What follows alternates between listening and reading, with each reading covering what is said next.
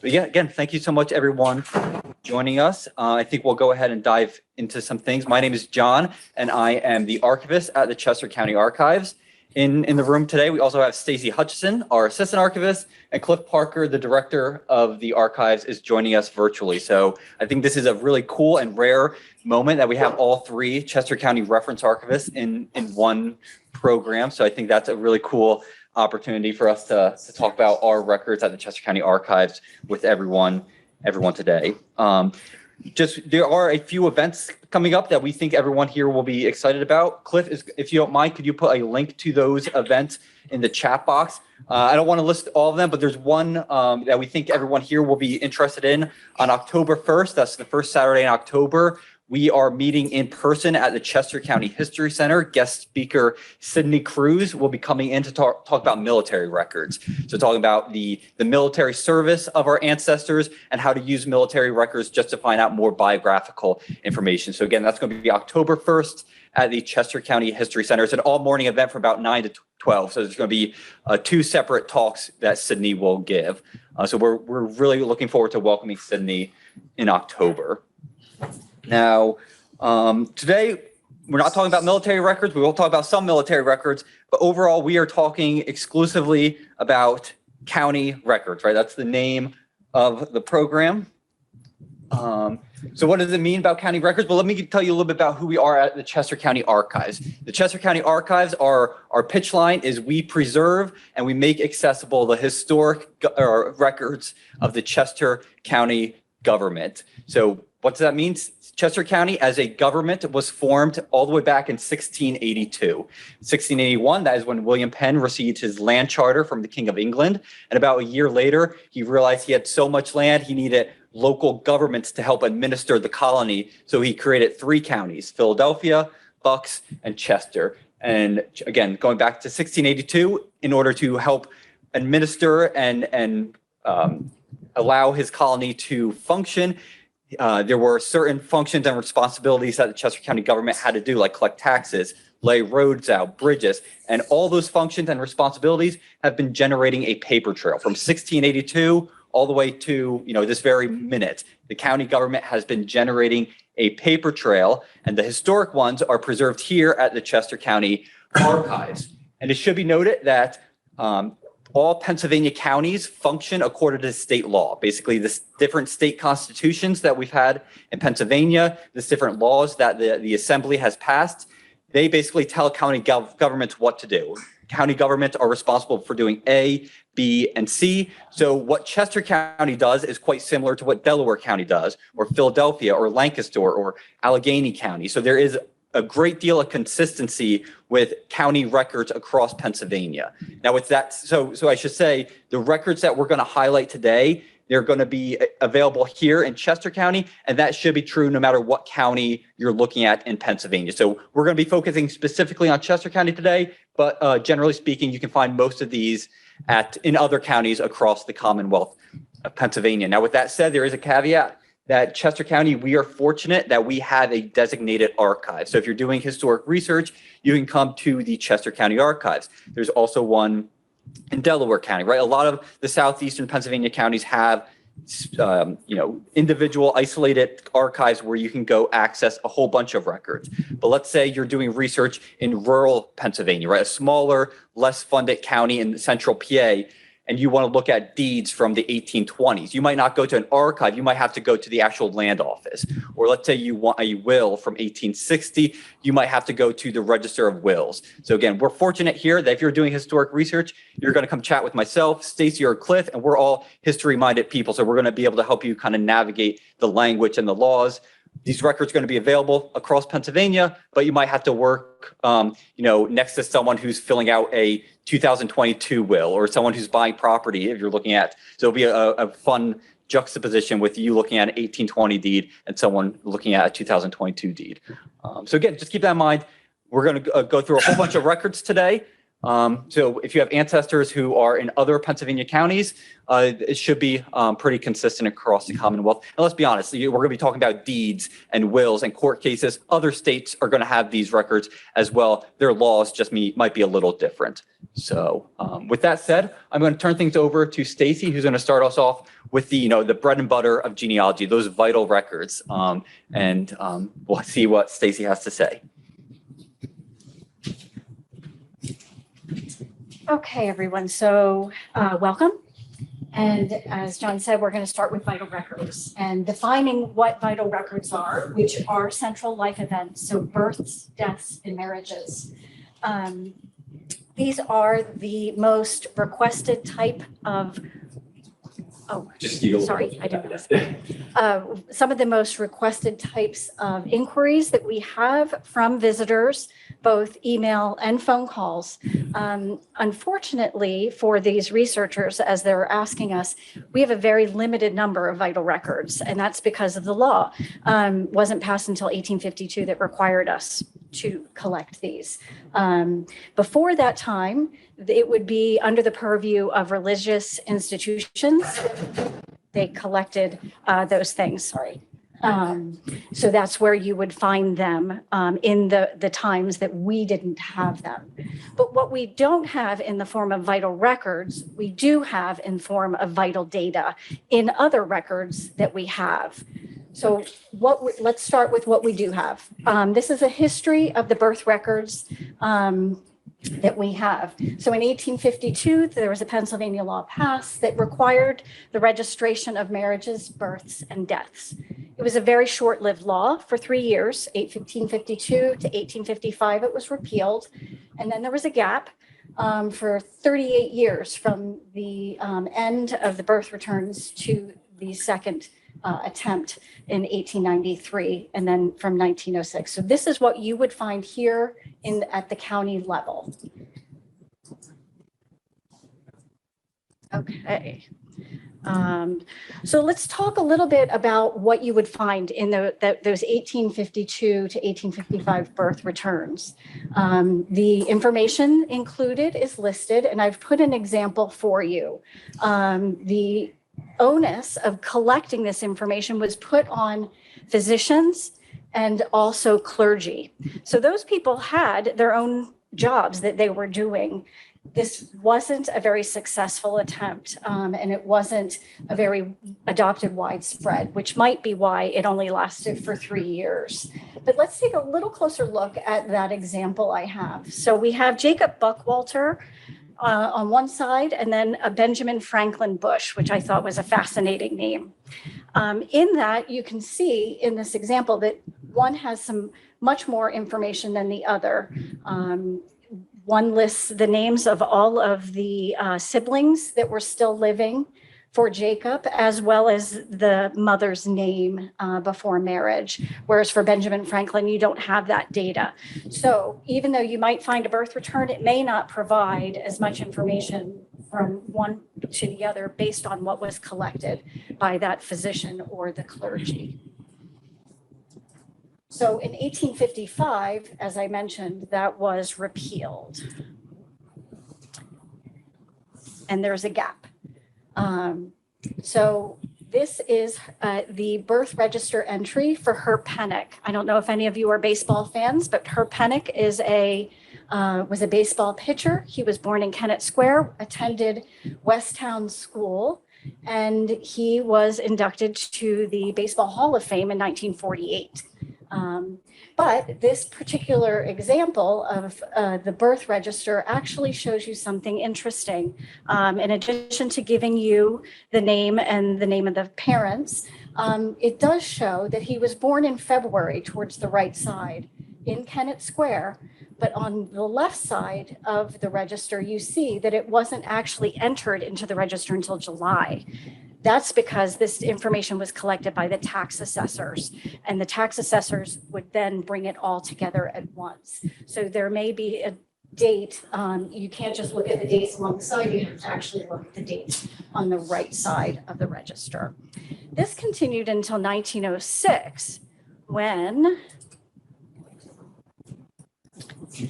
Pennsylvania took over. it became a responsibility of the state to register. They passed another law to create the actual birth certificates, and it's continued to today. And this is what we're all familiar with and what most researchers hope to find when they call us. But unfortunately, it's not until the turn of the century, last century, that they would actually have the birth certificates.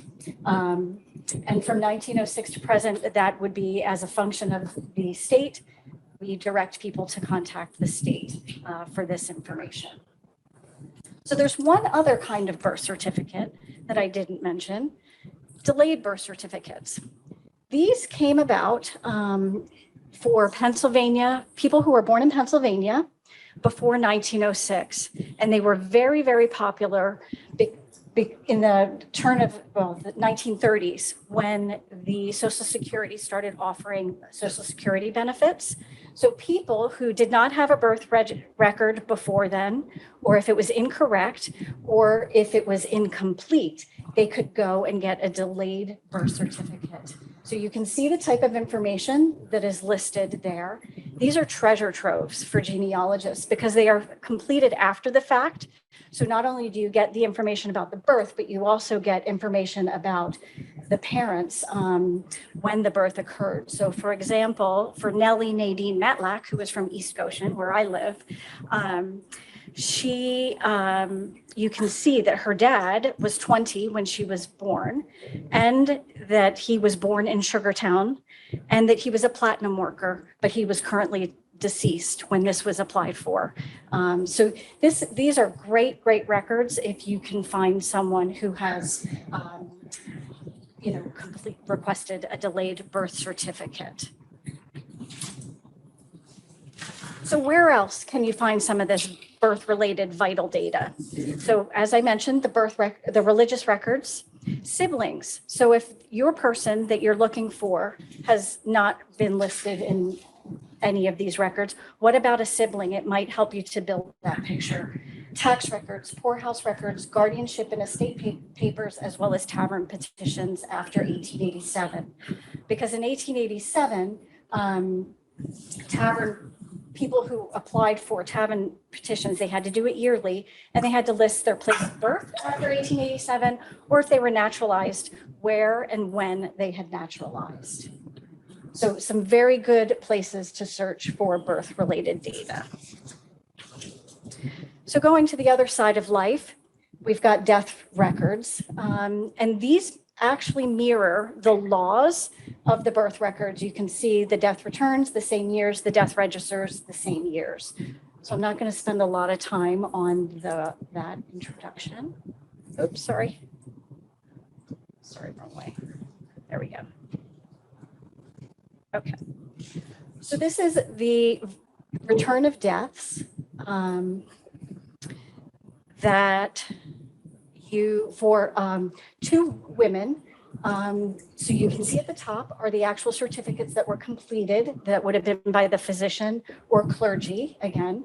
And then it was transcribed into a book. And in the middle section, you can see is what we would have on our website as an index so that it's searchable for you all as researchers. Again, the information that is listed, but what is very fascinating about this is we have a Rachel Baker and a Rachel Baker Jr., which is very atypical for women to be named Junior. But there was a mother and a daughter who died 5 days apart from one another. Very sad. But this is a great record because you can actually see who is who based on the names of the parents. And it just provides you with some really good information about two people that just would show up Rachel Baker and Rachel Baker sometimes as you're searching online. So this is a great record example here. And then we have a death register. So this would be like Herb Pinnock's death register entry. And this is for an Elizabeth Arison. And Okay, sorry. An Elizabeth Arison who died in Westchester.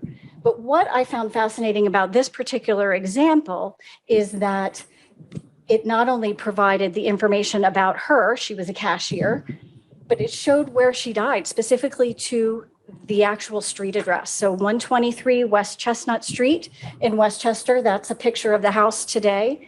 And it tells you where she was buried, Greenmount Cemetery, which is literally just up the road on Westtown Road here. So this would be an example here for you of a death register. And then again, in 1906, it becomes a state function. And here is Milton S. Hershey's death certificate. So it indicating that this is now a statewide record that is collected and kept and preserved at the state level.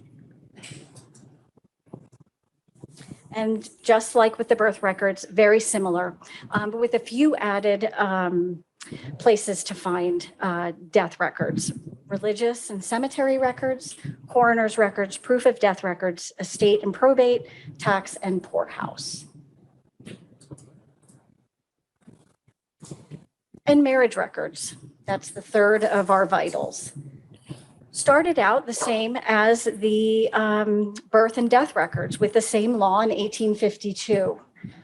Then after the repeal of that law in 1855, there was a 30-year gap, and then a new law was introduced for marriage applications, giving that responsibility to counties, where it continues today. We at the archives have 1885 to 1930. From 1931 forward is at the Orphans Court in the county. So if you have any questions about those, that's where you would need to go from 31 on. Here's an example of a marriage return. This is actually a very fascinating example, the type of information that's included, just like with the other slides. But in that example at the top part, you can see that it's for a Peter Danfield, who is a blacksmith. He lives in West Nantmeal, but he was born in Euclid. He's going to marry Hannah Culp, and it's cut off there on the right, but she's a widow. And this actually not only shows you her married name, but her maiden name, which was Reed before she married Mr. Culp. The other clue that is fascinating with this particular marriage return is that the ceremony took place in a German Reformed church, which tells you when you're starting to look for some of these other vital data, you know to start looking at those German Reformed records, and helps to narrow that window for you. And then we have marriage applications from 1885 to 1930, as I said, here at the archives.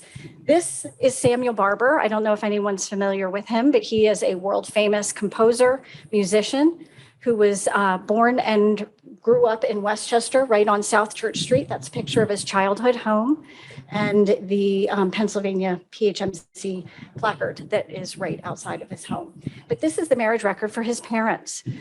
So from it at the top, you can see for Samuel Leroy Barber, he was born in Philadelphia, and he is a physician. So Dr. Barber was going to marry Marguerite, and let's see, it's McLeod Beatty, and she was born in Minneapolis, Minnesota. So that's going to give you some direction to head over for that genealogy clue to the Minnesota. And then what's important about this is there's a second part there with that third arrow. So you have the application. The lower part is the certificate. So after the marriage took place, the certificate was returned to the county, and that proves that the marriage took place. So having both of those is key. A couple of other things that are important to remember about marriage applications and records. They could be filed anywhere, so you want to look at surrounding counties. There are also some difference in laws as far as who was deemed a minor. So in Pennsylvania, minors were anyone under the age of 21, but in Maryland, they were under the age of 18. So if you were young and wanted to get married, you may have gone to Maryland to get married. So you'll want to not only check surrounding counties, but also surrounding states for marriage records. And again, some very similar places to look. You've got the religious records, deeds, that's something we haven't talked about and something John will speak about, and taxes. probate papers, and divorce papers. We at the archives have divorce papers from 1804 to 1902, and often with the divorce papers, there's a proof of marriage included. So now we're going to pivot to another set of records that we have here at the archives that show relationships, not only relationships in families, but neighbors, because they may have often been asked to be executors. So we're going to be talking about probate, estate, settlement records.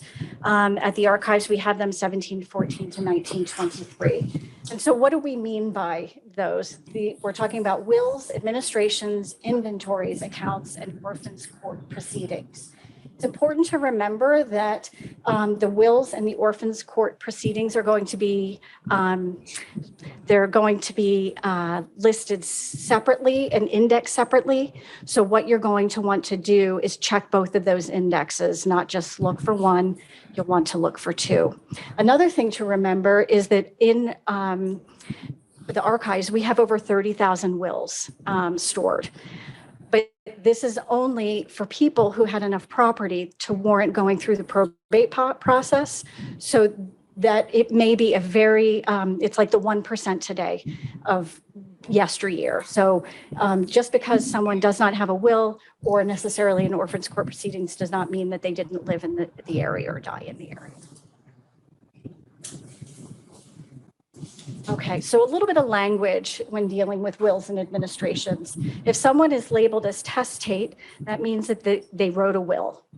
If they're intestate, there was no will, so an administration bond was issued.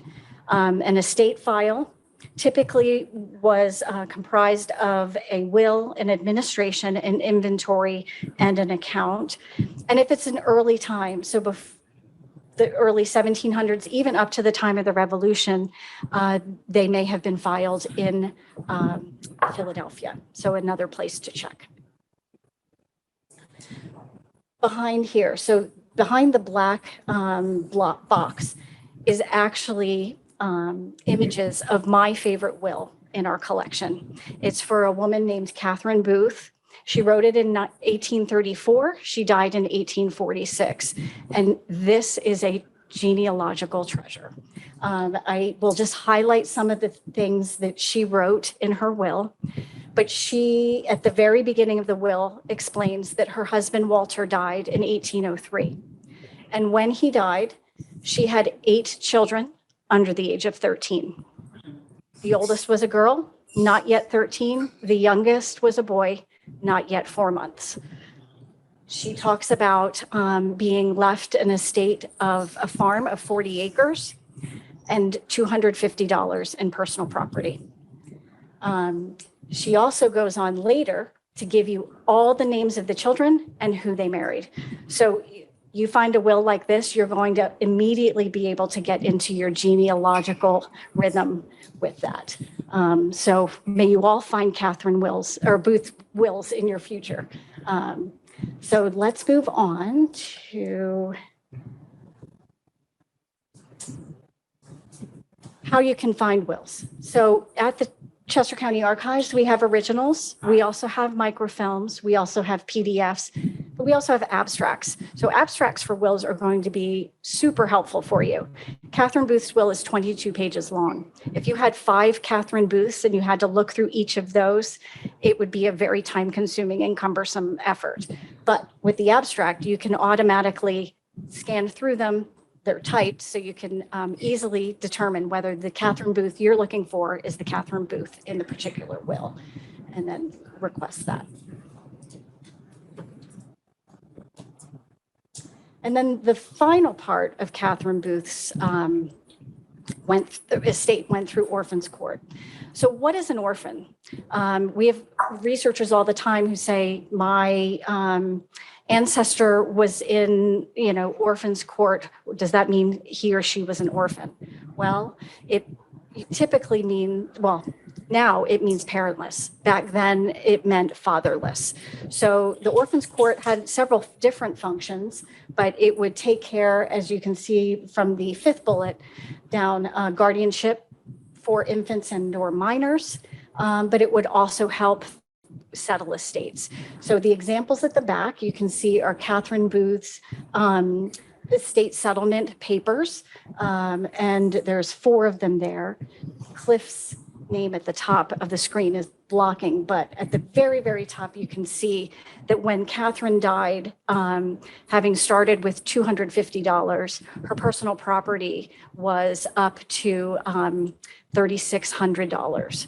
She also purchased 6 additional plots of land, and her land was worth $2,700. So when we were doing research on Catherine, we used land records in order to kind of flesh out the story. And so you can see how these probate papers and land records can work together to give you a more complete picture of the person that you may be researching. And John is now going to be talking to you all about land records. Right. Yeah, so I want to start talking about some land records. And if you read some genealogy guides online, or you hear some other genealogists, they tend to label land records as some of the most underutilized records in genealogical research. But if you come to the Chester County Archives, you work with Stacy, myself, or Cliff, they're not going to be underutilized because we really like land records for multiple reasons. And hopefully what I'm going to talk about today kind of opens your eyes to how useful land records can be. Obviously, if you're doing property research, that's going to be the basic foundations. But for genealogy, it also offers some really insightful clues. But let's make sure we're understanding what a county land record is, especially in Pennsylvania, because we're constantly hearing terms like patent and grant and warrant. Those are all going to be state records that are preserved by the Pennsylvania State Archives. And what do those records mean? Well, when William Penn acquired his land, basically he was the landholder. He had all the land. So if an individual wanted to apply for, 100 or 500 acre tract of land, they would go through a process. They would first apply for a warrant. If the warrant was returned, they might have a survey done, and then they might get a patent or a grant. So that entire process, basically claiming land from the proprietary government, which William Penn was the proprietor. So from 1681 to 1776, it was the proprietary government of the colony of Pennsylvania. Since 1776, obviously now we're the Commonwealth of Pennsylvania. So it's technically the same process, but it's through the process of claiming land from the government, transferring land from the government to a private individual. Those are generating state land records. So again, those are going to be with the Pennsylvania State Archives. Here at the county, we have land records dealing with land transactions between individuals. So let's say I'm living back in 1720, I apply for a warrant, I get the patent done. That record is going to be a state record. But if, say, I'm going to take that land and then sell it to Stacy, we're going to have a deed, and we're going to have that deed recorded at the county level. So just getting an understanding of the difference between state records and county land records. I'm going to keep saying county land records, but what I'm really meaning, and there'll be other ones that we'll highlight, but the 2 main ones that I want to highlight are going to be deed books and mortgage books. And notice I'm saying deed books and not just deeds, because again, let's say use that example where I'm selling Stacy land. Stacy and I are going to record our land transaction on a big piece of parchment paper. We're going to write it once at the top and once at the bottom. And then when we're done, we're going to put a unique cut. We're going to cut those 2 in half in a unique way. So at the bottom there on the left, you see the top has a unique cut. So that way, if Stacy and I ever want to prove that the transaction happens, only our deeds fit together. So that's kind of like proof that her and I deeds belong to each other. And then since for a very long time, it's been a state law. So the state has said deeds have to be recorded at the county level. So legally, we had to take our original deeds and show it to the county recorder of deeds. And then he would take that and record it in a deed book. So that's what we have here. We have basically transcripted copies of deeds. So we have deed books and mortgage books. A deed is, again, the sale of land between 2 people. So I'm giving Stacy land for X amount of money. Mortgage is basically going to be the same thing. It's just conditional, right? I'm going to give Stacy this piece of land with the promise and expectation that she will pay me back over time. So deeds and mortgages are going to be structured in a very similar way. And a lot of time people come in to look at deeds down in the archives, and even to this day, you're amazed how much legal jargon is packed into a 2 to 3 page deed book entry. There's a whole bunch of legal language, but if you look at, once you start looking at deeds over and over and over again, they can be reduced down into 3 general parts. And the first part, that's going to be the part of most interest to genealogists. It's basically introducing the parties involved, and I'm going to look into that into detail in a minute. The second part, that's going to be a physical description of the property. So if people are doing property research, this is going to be a really important part because it's basically laying out the survey of the property, right? This is where you get the language like from this tree to this rock to this stream, things like that. I will say there are typically bounding neighbors. So if they're describing a piece of property, they're also going to list the neighbors around that property. So if you're hitting dead end after dead end after dead end with your research subject, maybe that's when you can apply the fan club, right? Family, acquaintances, neighbors, right? Branch out and look. Maybe again you're not finding anything with your ancestor, maybe take a look at their neighbors to see if your ancestor witnessed their will or was mentioned in their will or something like that. The third part of the deed or mortgage is going to be the recital clause. So again, I'm selling Stacy land. How did I acquire the property? This is really useful if I inherited it, right? So if my father left me the land, it might be a clue to who my father is in that recital clause. But let's take a look at that first part of the deed. Remember, it's introducing the parties involved in the land transaction. And what type of biographical information can you get in the deed? Well, of course, you're going to get the name. You're going to get the residency of the person at the time of the transaction. You're typically going to get an occupation, whether it's something as simple as farmer or yeoman or something really specific like carpenter or blacksmith. And then what's really interesting is you're going to get the spouse's name of the seller. So it's an old English law that basically if a husband died, his wife had dower rights. Basically, she had 1/3 right to that property. So in order for a husband to sell the property, the spouse basically had to sign off saying, yep, I agree to the sale, because if she wasn't okay with it, she's losing her dower rights to the property. So you won't get the name of the spouse of the person selling or purchasing the property, but in order to sell it, typically you're going to get a wife's name as well. So that can be really useful biographical information. So let's take a look at an example. This is just a section of one deed from 1843. The second line, right, you're seeing this deed is between Isaac Mosteller of South Coventry, Chester County, state of Pennsylvania. We know he's a blacksmith, and we know his wife is Mary. So that's already 3 pieces of unique biographical information. It tells us where he's residing. It tells us his occupation, and we know his wife's name is Mary. And he is selling it to Joseph Rowland of West Pikeland Township. And that's really interesting because this property that's being sold in 1843, it's a tract of land in South Coventry Township. So let's say we're looking at a census or a tax record, and we're like, okay, we know Joseph Rowland is living in South Coventry, but where was he before that? Look at the deed of him purchasing the property, and it tells us he's from West Pikeland Township. Just another example. This is a unique example because we see the transaction occurred in 1713, but at the bottom there, you see it wasn't recorded until 1761. So again, even though it was law, it was mandatory that people had to record their deeds. People didn't want to make, a day trip down to the county seat. It was expensive. You had to file some fees.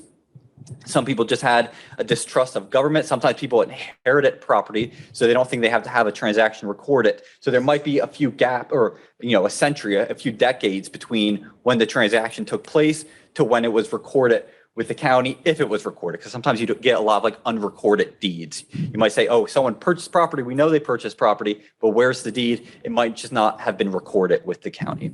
So this one, again, we see Thomas Dunbobbin. He is from Aston Township. He is a yeoman. Yeoman is just it's more complex than this, but it's a fancy way to say he's a farmer. Basically, his money is associated with his land. On the one part, this one doesn't seem to list a wife's name, so maybe that implies maybe he's single. Maybe he doesn't have a wife around right now, and he is selling it to Moses Key of Concord. He's a blacksmith. So again, if you have someone with a really common name like John Smith, you know, in other records, maybe his will or something identifies him as a blacksmith, and you see another John Smith and it's a weaver or a carpenter, maybe you can distinguish, there's a unique element there that you can distinguish the two. Again, those are just deeds and mortgages. We have a whole bunch of land records here. Of particular interest are these things called miscellaneous deed books, and that's exactly what it is. It's kind of like a catch-all. This is where people would go if they just needed some type of receipt. Let's say someone was manumitting their enslaved person. They might go to the recorder of deeds to have that manumission submitted. There are some marriage contracts in miscellaneous deed books. They're rare, but it is always worth, if you can't find a marriage record, check the miscellaneous deed books because there might be some marriage contracts recorded in that as well. There's also things called letters of attorney. This is when, let's say, I move out of the state. Maybe I move to Ohio, but I still have land out here. Obviously, I can't physically be here to kind of deal with the business dealings of that property. I might appoint someone to sell my land or deal with my land. This is useful because, again, if you know, okay, I know everything indicates he had property here, but where the heck is he? Maybe this letter of attorney will say, okay, he's out in Ohio or he's in Maryland. So it might give you a clue to where to look next. A whole bunch of other ones, inquisitions, executions, sheriff's deeds. Basically, if someone owed someone a bunch of debt, but they didn't have the resources to pay them back, the court might come in and take their property from them. Most important thing about land records in general that I think is really useful, it situates a person in a specific place at a very specific time. So if anything else, you know your ancestor had property in West Pikeland Township in 1843, let's say, well, then you can maybe start thinking, okay, I know they were Baptist. What were the local Baptist churches in West Pikeland? Maybe you're looking for their burial spot. What local cemeteries are near West Pikeland Township? So that's the most important thing with land records. It situates them in a specific moment, specific time, so you can start looking at other churches or other local historical societies that might have something documenting your ancestor.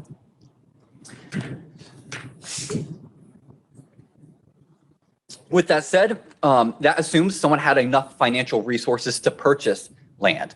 A lot of people, they didn't have the financial, like today, right? A lot of people don't have the financial resources to buy their own house or buy their own land, but at the same time, they have to pay taxes, right? We always love going to the tax records because at the very least, a taxable individual should be in the tax records because everyone who is taxable should show up in the tax records. Our tax records, our earliest ones range from 1690, and generally speaking, they go all the way to the 1930s. In the 18th century, there are some gap years, but generally speaking, once you get to about 1800, we have tax records for every single year. Most of our 18th century tax records have been indexed, so that means you don't have to go page by page looking for your ancestor. You can just come in, or you can actually access them online, which Stacy will show you at the end. Type in their name and see where they show up in the tax records. 19th century, we don't have every year indexed, but we have ranges. So for example, we have 1800 and 1805. We have those years indexed. We have tax records from 1801, 1802, unfortunately, they haven't been indexed, but you can still come in and access all those years. And it pairs really well with census records. Let's say, for example, we all know the 1890 federal census. There is no 1890 federal census, but we have tax records here. So if you think, okay, in 1880, they were in Westchester, 1900, they were in Westchester. Well, why don't you look at the 1890 tax records, and you might be able to see where they were in Westchester in 1890. About the late 19th century, early 20th century, if your ancestor was living in a borough like Westchester, Downingtown, Coatesville, you might actually even get a street address. So you might know exactly where they were living. Typically out in the townships and the rural areas, you're not going to get that specific address, but in the boroughs, you tend to get that information. And there are a few different types of records, right? There was the returns, assessments, rates, and discounts. I won't get into too much detail about the different kinds of tax records, but the format might be a little different. Again, but this is all assuming the person you're looking for was considered taxable. Tax law, historically, much like today, is a complicated process, right? Tax law will make your head spin today and looking at them in 1720. So it's important to identify or understand the tax laws from that time period. Historically, you can really reduce taxable individuals down into two main categories: landholders and landless individuals. Landholders are people who either own the property, or they leased it. So basically the person physically seated on and utilizing the property, they would be considered the landholder. So sometimes people say to us, oh, we saw our ancestor, they were being taxed for property in 1800, but we don't see a deed. Well, that might imply they were just leasing or renting from someone else. Because again, when the tax assessor came around, he was going to tax the person physically seated on the property when he came to visit. But also there's going to be landless individuals. So in Pennsylvania, all white men who were 21 years and older, they had to pay a head tax. So now we kind of call it an income tax. Back then, it would have been a head tax. 21 years of age, whether you had property or not, you were going to be paying a head tax. There's two subcategories here. There's what we call inmates and freemen. A lot of people see, oh no, my ancestor was an inmate. Were they in prison? Inmate is a really old tax term. Inmate means they're the head of the household. So that's going to imply that they were likely married. Freemen, on the other hand, they're single. So again, if we look at them again, the inmate and freemen are both at least 21 years old because they have to pay a head tax. They don't have their own property. Otherwise, they would be considered a landholder. Inmate, probably married or widowed. Freemen are going to be single. And they were probably living in like a cottage or a tenant house on someone's larger property. So if someone needed like a farm hand, there might be a cottage house that this person would have lived on. Now with women and African Americans, there's a lot of inconsistencies, obviously, right? Before 1848, women couldn't own their own property. So if they inherited property from their father, they purchased it while they were single, their husband's going to be taxed for it. And that's still true kind of moving throughout the 20th century. Most husband would have been the taxable individual. African Americans, throughout Pennsylvania history, the ability to vote, so voting rights, were directly associated with taxable status. So as a way to kind of disenfranchise African Americans, many of them don't show up in the tax records, and therefore they couldn't vote then. So just be aware that women and African Americans, there are some inconsistencies there. So here's a typical tax record. I really like it because you see the landholders on the left-hand side, again, people who were physically seated on property, either as owners or tenants. At the very bottom, you see inmates. They don't have their own property. They're at least 21 years old, and they're the head of the household. And then freemen at the very top. So these are what we call the tax assessments. You see the taxable property listed, as well as the financial value that the county has placed on their property. Here is what we call a tax rate. So you don't get that really great description of the property. You just see the names and the amount of tax they owed.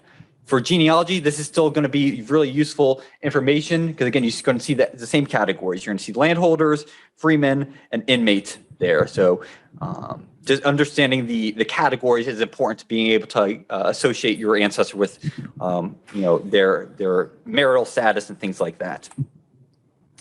Tax discounts are really important as well because sometimes the county had to issue tax discounts for a number of reasons, right? Maybe when the tax collector went around, that person who was there a few months earlier, maybe they passed away. Maybe they moved out of state. And if they're in the tax discounts, that implies something happened. So there's the first one, George Evans. I'm not sure if you can see it up there. George Evans, he had a tax discount because apparently he paid his taxes in Montgomery County. So all of a sudden, that's a genealogical clue. George Evans had some geographic relationship to Montgomery County. So now maybe you can start looking over at Montgomery County archives. So it's always worth looking into the tax discounts as well. And remember, Stacy was telling you all about the vital information you get in tax records. It's not as easy as looking at one tax record. Unfortunately, if you look at one tax record, you're not going to get too much vital information. But if you look at 10, 15, 20 years worth of tax information, it's a lot of vital information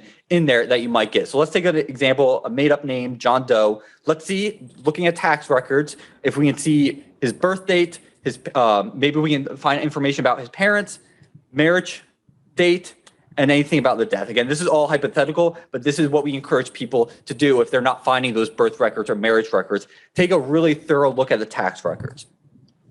So here's an example for John Doe. Let's say we don't see him being taxed in the 1730s, 1740s, 1747. There's no tax record of him. And all of a sudden, he appears in the tax records in 1749. That's the first year we can find John Doe paying taxes, we can assume then that he is about 21 years old. Maybe he just turned 21. Maybe the tax collector didn't see him last year, so maybe he's like 23. But we can assume the first year he appears in the tax records, he's going to be about 21 years old because, again, he has to pay that head tax.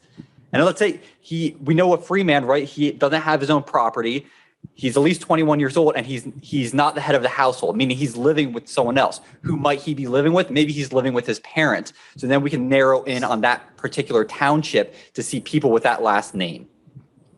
He keeps showing up as a free man, and then all of a sudden, he appears as an inmate. What does that mean? He transitions from he's living with someone else to all of a sudden he's the head of the household. Maybe that implies he was married between 1750 and 1753. All of a sudden, we don't see him in East Marlborough anymore, and he appears in Kennet. Maybe that implies he moved to Kennet. Again, all of a sudden, he's not appearing in Kennet anymore. He's over in West Bradford. So now you can start seeing migration patterns. This is his movement. He's living in East Marlborough. All of a sudden, he moved over to Kennet. Then he moved over to West Bradford. But then we have an issue because 1767 and 1770, suddenly there's two John Does being taxed in the same year. Does that mean he was physically at two places? Probably not. This is probably an indicator that by 1767, there's two John Does floating around. So it's important to remember which one you're looking at as opposed to the other guy up in Goshen Township. And let's see, again, he appears as an inmate in 1770, and all of a sudden there's another one that appears in West Marlborough in 1771. Maybe he moved again. All of a sudden, our John Doe is crossed out. Crossed out means maybe he moved, maybe he relocated to another county, maybe he passed away. So this is when you might revisit those tax discounts we were talking about. So you can get some really interesting, valuable, vital data in tax records, but it does take a little bit of work to really sift through a whole bunch of tax records. But we like tax records out of the Chester County Archives because you can get some really good information with that. So Cliff, I think we're going to turn things over to Cliff now, so don't mind us as we do some shuffling around. Hello, everyone. Thank you for joining us today. It's nice to see so many people take an interest in our records here. I'm going to try to open my PowerPoint here and get started. Let's share screen.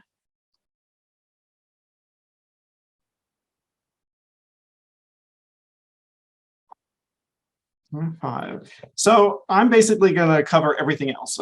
Stacy and John covered some of the highlights of our collection, but the county records encompass much more than just vital records, taxes, deeds, and court records. You know, as early as the 1860s, county government in Pennsylvania has been involved in what today we might call social or human services. Throughout the centuries, the county, under the direction of provincial and state law, has been tasked with alleviating some of society's recurring problems. These tasks almost always come with the creation of records that can provide a wealth of information for genealogists. Today, I'm just going to cover some of the more relevant examples. This is not a comprehensive list, but the records that I am highlighting today are fully indexed and accessible on our website. So I want to begin with perhaps the largest amount of records that we have in this category, and that's the records of the Chester County Poorhouse. Are you sharing your screen? Oh, you don't see it? We don't see it. All right. Well, let me try again.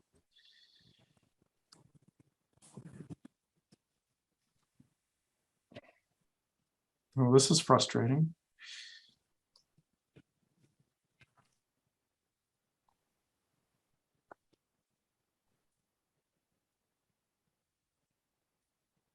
Sorry, everyone. We really like these hybrid events, but sometimes there's a little transitional issues.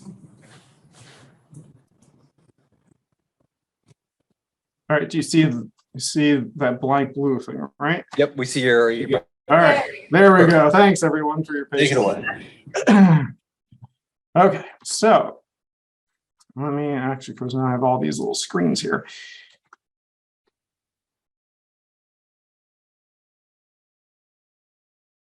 Okay, so the care of the poor in Chester County has been a local concern since the first laws were passed in the 1680s. The responsibility for this care was initially vested in local justices of the peace, but by 1696, this responsibility was given over to the overseers of the poor. Because this was a township official, the records generated by this office were not considered county records, and therefore very few of them actually survive. The Chester County History Center does have some records from township overseers of the poor. Since the townships were only responsible for retaining their own specific poor, those that resided in that township, determining a pauper's residence was important. If it could not be determined where a pauper belonged, the townships went to court. Just like today, people moved around quite a bit, especially the working poor. If one township decided that a pauper belonged to another township, they would fight it out in the court of quarter sessions. In essence, they didn't want to pay for any more paupers than they had to. These unfortunate episodes produced the creation of a record that we like to call life histories. The pauper would describe in detail every place they lived and worked since they basically entered the county. And that also would include life events. So they would talk about their marriages, the birth and death of their children. So they're a valuable resource for genealogists. They, of course, only exist in those instances where the townships were fighting over who had to maintain them. So by 1798, the population was expanding, which was putting too much pressure on those township officials and to care for an ever-increasing number of paupers. The state passed a law allowing Chester County to establish a poorhouse under the care of the directors of the poor, and these directors were county officials. Over the course of 2 years, the newly minted directors located a site in West Bradford Township, and in 1800, the first residents entered the poorhouse. The residents, however, were not all poor. The poorhouse was a catch-all for all sorts of individuals whose families could not maintain or support them, whether through physical or intellectual disabilities, or if they had elderly in the family who they couldn't provide proper care. In fact, today, the only element of the poorhouse that the county still maintains is elder care in the form of the Copson home. So the poorhouse created a lot of records and a lot of good records that would be especially valuable to genealogists. One of the mainstays is the admission book, and they basically began this as soon as the doors opened in the fall of 1800. They were meant to basically track the individuals who were coming in and out of the poorhouse. And they're mostly complete, running all the way up into the 20th century. There is a gap, a small gap, which is supplemented by other records that we have here. Let me get my pointer here started. What you're seeing here is basically the first page of the first admissions book that the county recorded. And as you can see, it will provide you with the name of the individual, the age, their age, the date they were admitted into the poorhouse, and where they came from, what townships brought them in. As time goes on, the information in these books vary. So by the time you hit the 20th century, there are forms which have a lot of check boxes, kind of like a census form that you see. They'll talk about the condition basically that brought them into the poorhouse. They will note if someone died while in the poorhouse. If the child was born in the poorhouse, you will get the full birth date. So there's a lot of information that can be found in admissions books. One of the things to note is that you won't find too many children in the admissions books. They are separate books. We have what's called something called children's board books. They didn't believe at the time that it was a healthy environment to keep children in. So as soon as a child came to the steps of the poorhouse, they immediately tried to place that child out of the poorhouse. So basically they became bound labor. The details of those contracts are generally recorded somewhere, either in the backs of the admissions book or in the children's board books, with comments on age, terms of the contract. So basically, were they going to learn how to become a farmer or a housewife, and at what age they would be released from that contract. Another group of records that we have are outdoor allowances. The directors also maintained the poor who lived outside of the poorhouse itself by providing aid to those who were helping to support them. And generally speaking, most of the people supporting them, their caretakers, were family members. Here is an example. Catherine Buffington is being kept by her son-in-law, Samuel Euler. These books are running account totals of basically what's being paid. So what you tend to discover here is incidents in their lives. So at the very end, you can see that she basically died sometime before November 4th, 1802, because the payments then stop. But you'll get payments, if she has children out of the poorhouse, they'll note basically laying in expenses. So we get a lot of details in these account books. So then there's all sorts of other records related to the poorhouse, and I'm just going to touch upon a few of them. Minute and pay order books, which is an example over here, can supplement and provide additional information on residents, and also payments and supports for those outside of the poorhouse. Example, pay orders may show payments being made to family members who couldn't afford to bury their family members. If someone died and they needed assistance with burial, the poorhouse would actually provide them with a gratuity to help bury that individual. And sometimes, along with the notation of the payment, they'll actually say for the burial of John Smith in East Nottingham Township. So you can supplement death information from those records.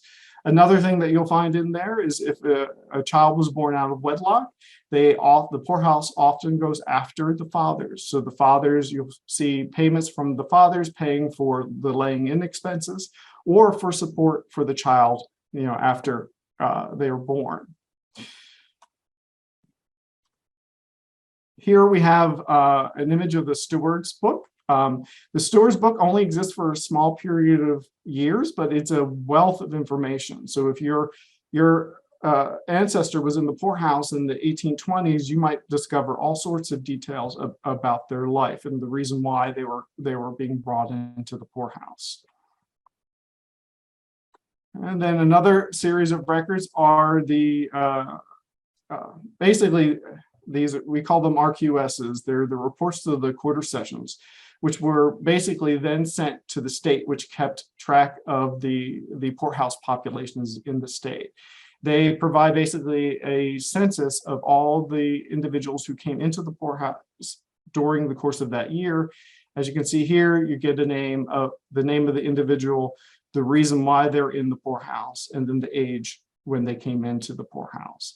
They will also note if someone died in the poorhouse during that year in this census list. Okay, I'm going to switch gears a little bit here to poor school children records. This is actually an excellent source for genealogists. And a lot of people don't know that these records exist. And the good news is that they technically should exist in every county in Pennsylvania.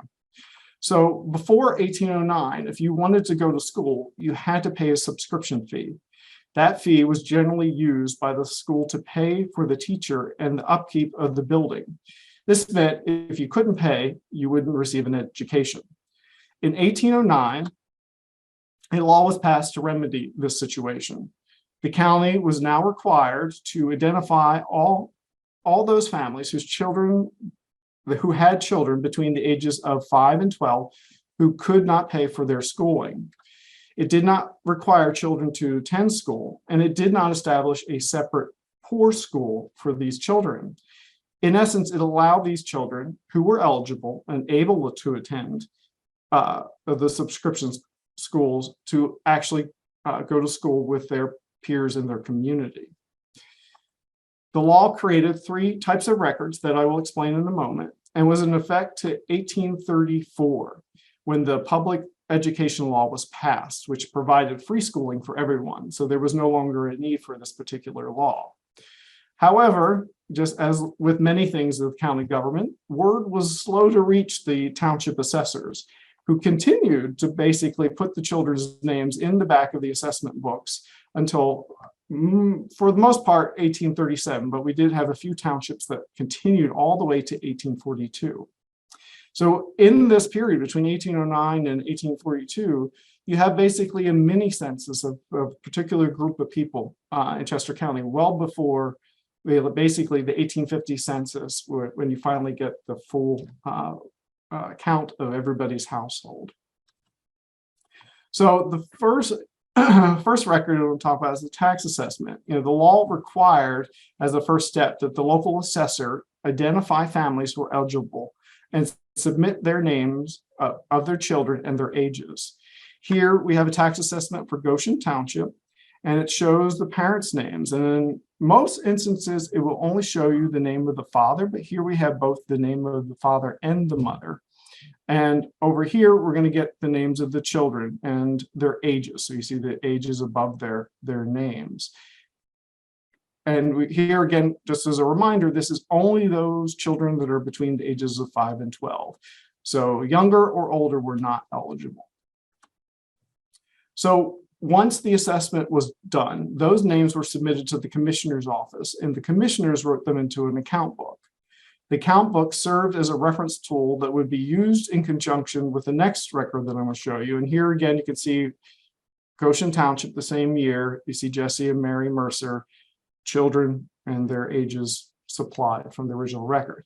Thing to keep in mind, this is the second generation. So I always, tell researchers that you want the closest thing to the individuals who gave the information, and that's going to be the assessment. So if the assessment survives, you always look at that information first before you would rely on the account book, because errors are going to creep in because clerks aren't perfect. And I can tell you that from many years of experience. So the next records are teachers' bill. So if eligible children attended school, the school trustees would submit a bill on behalf of the teacher. These teacher bills generally do not supply additional vital information, but they can tell you about where the children attended school, how many days they attended school, and the material, including books. And sometimes they'll tell you the actual title of the books that they were using. So here you can see the children attend, basically they're billing for 294 days at $2 per quarter, and the books and stationery that they used.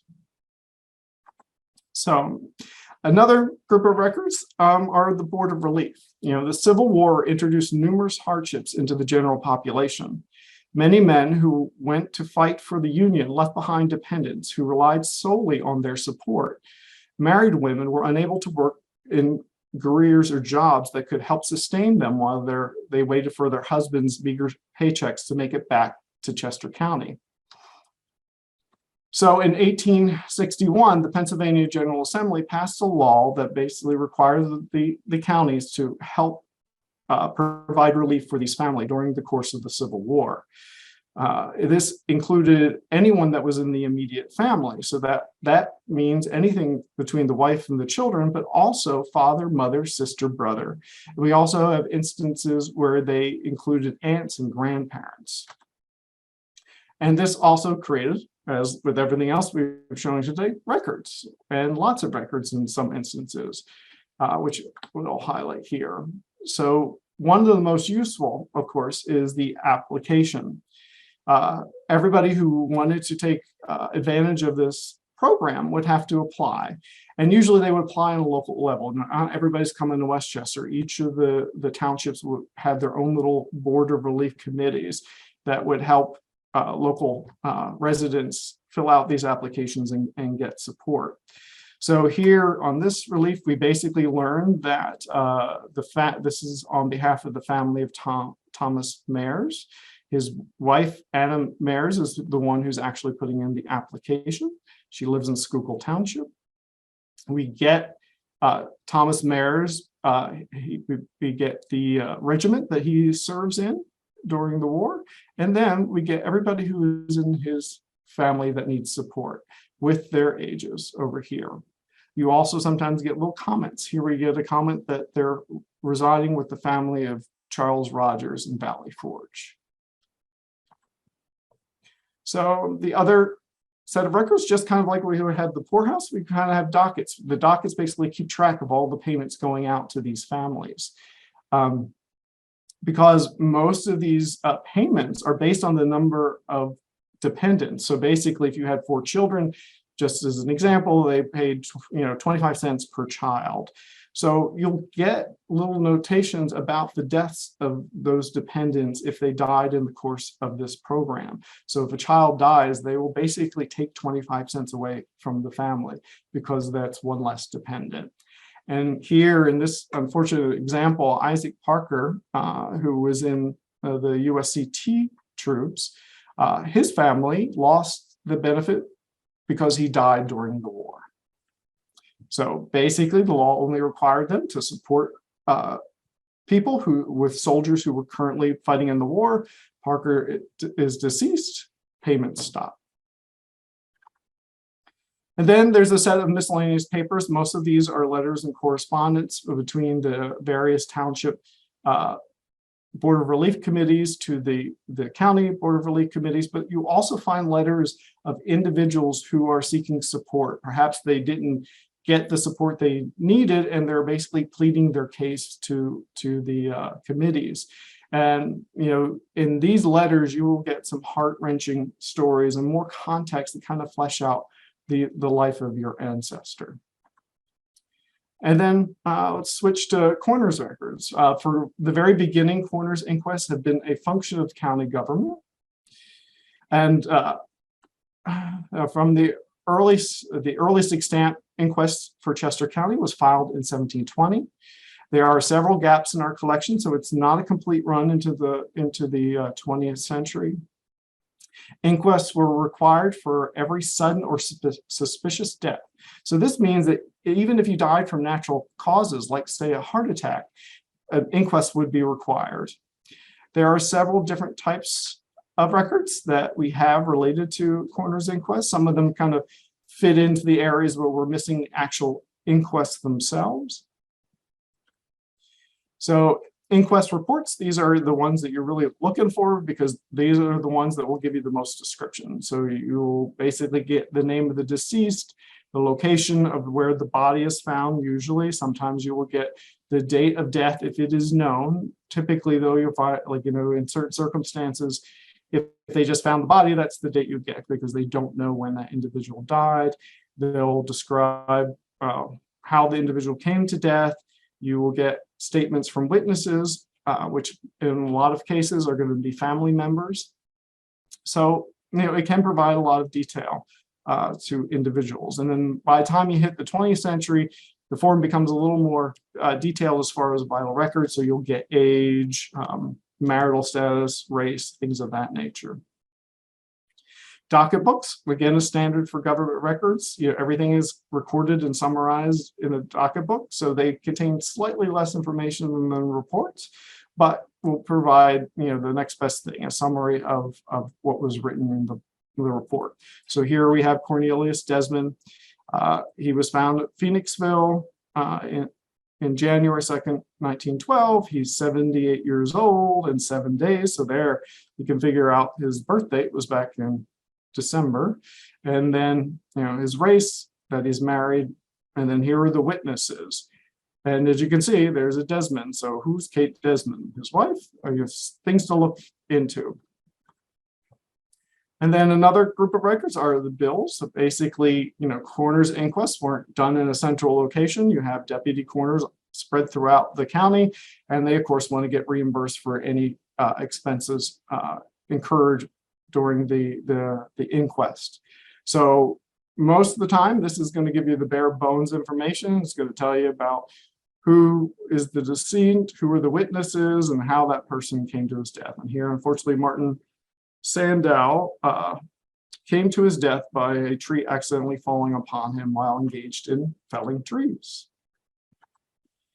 And then we'll turn to veterans burials. As John may have mentioned, I believe in the beginning, we don't have many military-related records at the county archives. For the most part, military matters are state and federal concerns. So we don't have a ton in that area. But one of the things we do have are veterans burials. So after the Civil War, when the soldiers returned home, the county provided very little support to those who served their country. In fact, many veterans ended their days in the poorhouse.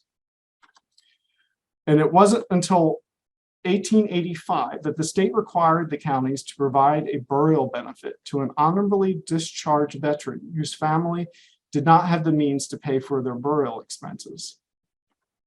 It took another 30 years until that benefit was extended to veterans' widows. And by 1935, the benefit was extended to all who served, regardless of economic status. So these burials were recorded into volumes in the burial books, and they can provide varying degrees of information. They'll provide the name of the deceased, the rank and unit that they served in, the date that they were discharged, of course, the date of death and the place of burial, and also the name of the undertaker. For widows, this information will also include the name of their husbands. So here you have the name of the decedent, the name of their, actually, this was the name of those. Oh, actually, I'm getting that backwards. Right, so she was the widow of Lewis Hammond, and then that was the rank of the soldier, and this is her burial information below. So just like everything else, an application is submitted for reimbursement. These are usually sent in by anybody who was involved with the burial expense. So sometimes you'll get them from the individuals who provided the headstones, sometimes from the undertaker, and they all basically kind of duplicate the information that are recorded in the dockets, the burial books that I just showed you. They sometimes also come with commentaries. Like here, they basically confirm that they could actually find that Lee Enos actually served in that unit during the war and therefore was eligible for this benefit. So outside of social service, I just want to point out one other important record group that we have here are naturalizations. Naturalizations, now in the 20th century are a federal function, and actually beginning in, I believe, 1906, the federal government allowed counties to determine whether they wanted to continue to naturalize, basically provide that service. And there are some counties in Pennsylvania and other locations that stopped doing it at that time. Chester County decided to continue on. So we have naturalization records here well into the 20th century. So our earliest naturalization here, though, goes all the way back to 1728, and it's basically one example of a group of early Mennonites who are mostly, I believe, almost all of the individuals were in Lancaster County, which was still part of Chester County at the time. The process in that early period basically required the involvement of the government and Parliament over in England. So that's why it's fairly rare.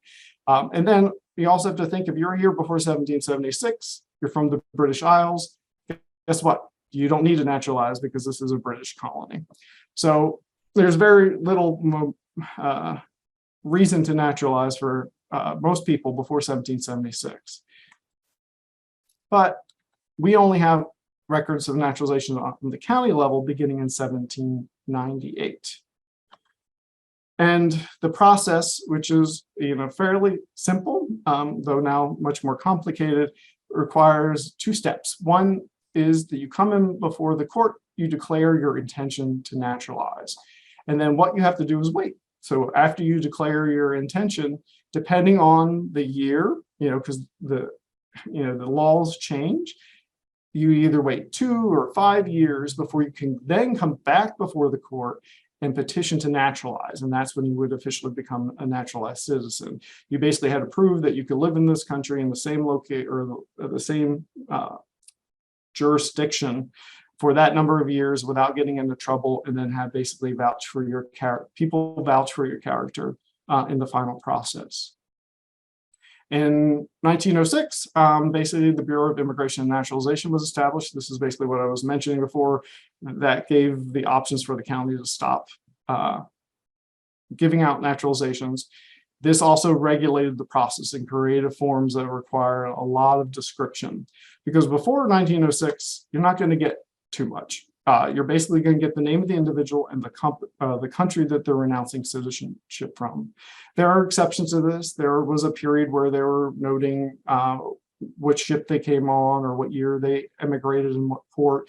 Sometimes they would name the children that would technically be naturalized with them once they finished the process.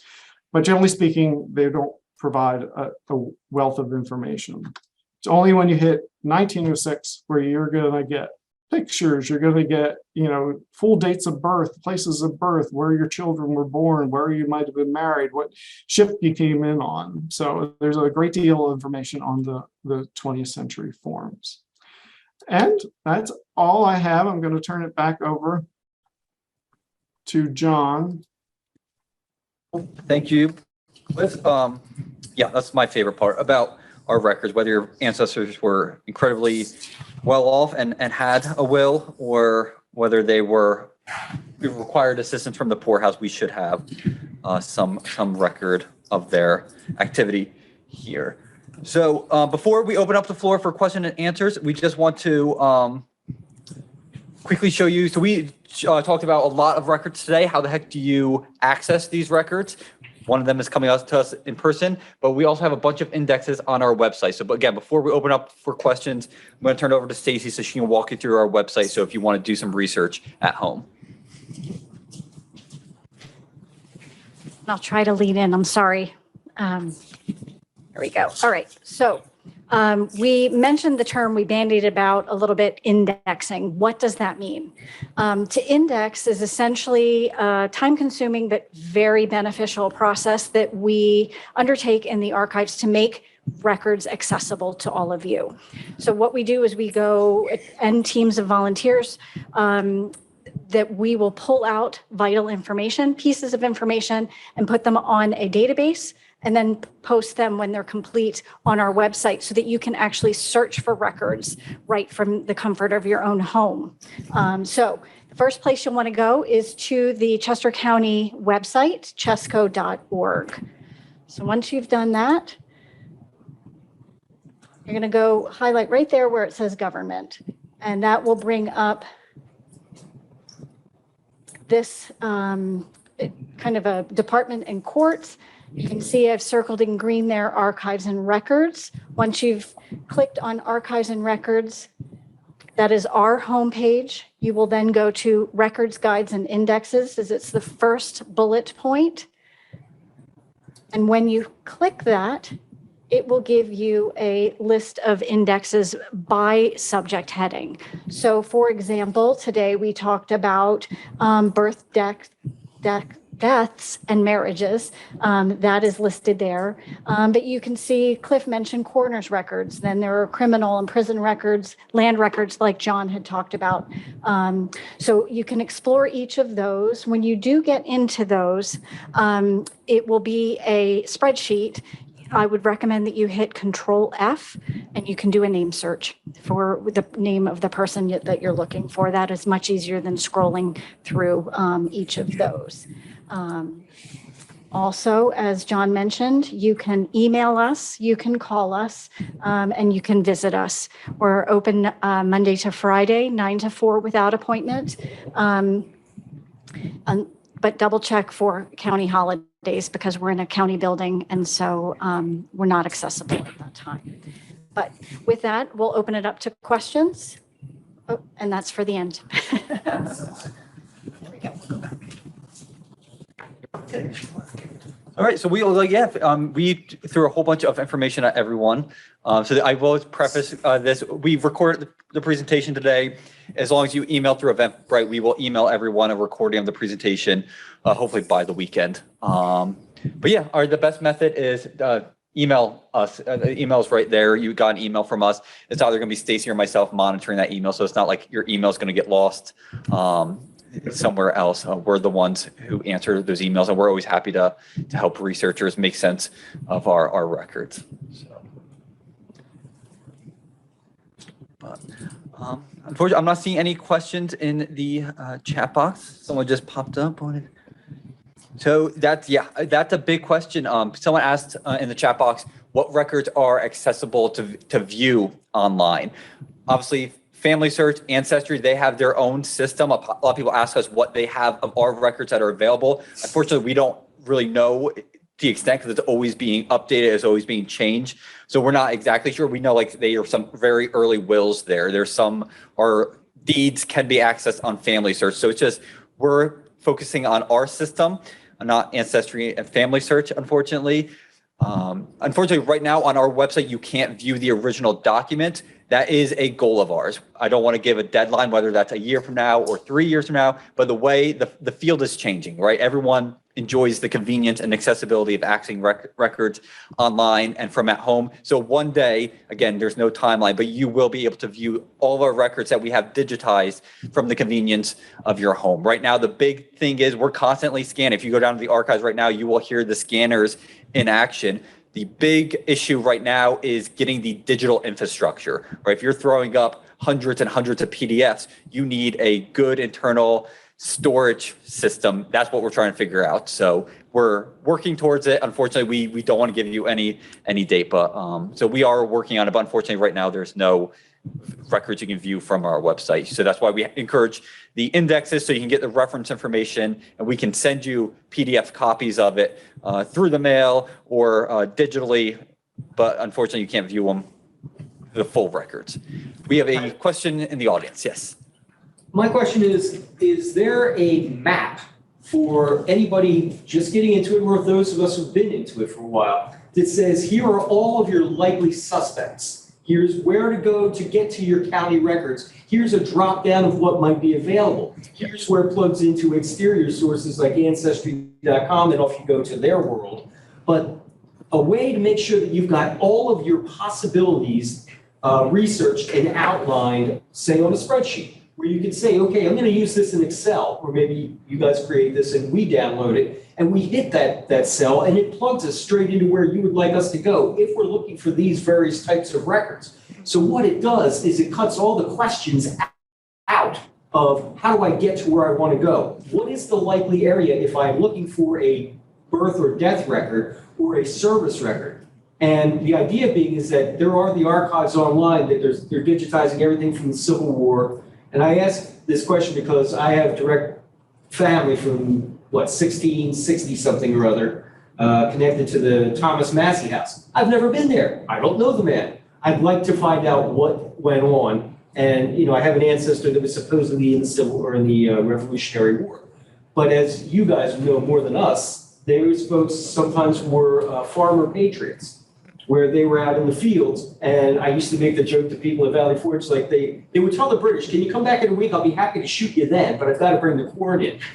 So the idea being, how do you get to your list so you can execute each one, take the load off of you guys? Yeah, that's a big undertaking, as I'm sure you can imagine. It's funny you ask that because if property, like are the three main types of researchers who come to use our resources, local historians, they're researching anything under the sun, like crime, financial, the market economy. We have property researchers. So we've kind of done what you're talking about for property researchers. Here are the deeds you're looking for. Here are maps. We have a nice guide to help property researchers. We are currently working on a genealogy guide for folks like you. You're looking for birth records. Well, here's what you're going to find here. But if you can't find them here are places A, B, and C that you can look. And here's what's available on Ancestry and Family Search. Right. Actually, we have an intern from Westchester University who will be joining us in a few weeks. He's going to be helping us create that guide. So that is something we are working on. One follow-up to that very briefly. The reason I ask that is some families, especially if they've been in Chester County,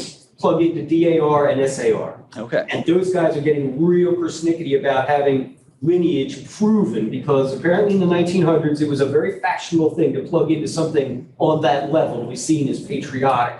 And the records were not as diligently researched, and they're now bringing that out. So if we have marital gaps that we can't verify from early days, they're saying, well, until you do that, we can't help you. And sometimes that's an inconvenience. So I was wanting to see how that would plug in as well. Yeah. So someone's asking about about marriages prior to 1852. Do parishes share information? So those are all religious records. So in Chester County, a great resource, obviously if you don't know about it, is the Chester County History Center. So when we're talking about, these are the vital records we have here. Stacey did a great job of saying, here's the government vital records we have.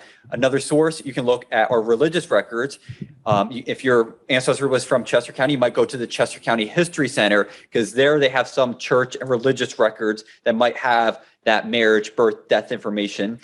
Quakers from this area, you can go to Swarthmore Friends Historical Library. They have a lot of the Quaker records from this area. Presbyterian, there's the Presbyterian Historical Society in Philadelphia. So those are those religious records we keep talking about. Unfortunately, we don't have them because religion and government, those are two different types of records, two different types of record keeping institutions. Yeah, and another one is the, I can't think of the guys out in Utah. Yes. Mormons, they have extensive records. That's And right. it crosses all boundaries because, people came into their world from various worlds. But I guess, is there a unified area that covers, religion.com saying, here's everybody that was buried in America? Because that's what we really want. Yeah. So someone's asking if there's like a central repository for religious record. That'd be a great question for like a genealogy expert.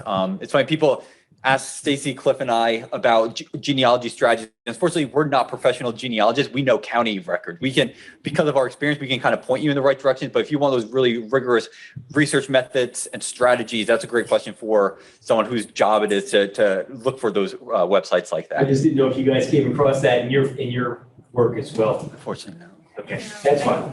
I mean, I think with the religious records going to finding out what a religious affiliation someone had, that is going to be your first clue. Right. Then from there, I mean, people all the time are now doing the Find a Grave where they're going and transcribing Yes. headstones. That's a great way. But again, that's removing yourself and relying on someone else's work. So, there's a lot of, Ida and I were just talking about it before. There's a lot of information out online. Unfortunately, ease of access and ease of use oftentimes makes it, people don't look at the quality of the information. Right. So do your research, double check your facts. But there is a lot out there now. So not one particular site, I'm sorry to So say. not- Wouldn't that be wonderful? Well, it's sooner or later it'll get that way, but just because we're going to the markers and getting the info and taking the pictures, Correct. Yeah. The markers, definitely. So, thank you. So great. Thank you everyone for joining us virtually. Those who are with us today in the building, feel free to stick around, ask us questions. We'll chat. That's why we want to offer these hybrid programs. But everyone else, for joining us via Zoom, thank you so much. We appreciate you joining us. I will be making a recording of this presentation live on YouTube. And again, I will email everyone who signed up in the coming days. Best method, again, you have our email, you have our website. Please reach out if we didn't address any of your questions that you are curious about today. So cool. Thank you so much, everyone. Have a great day. Thank you.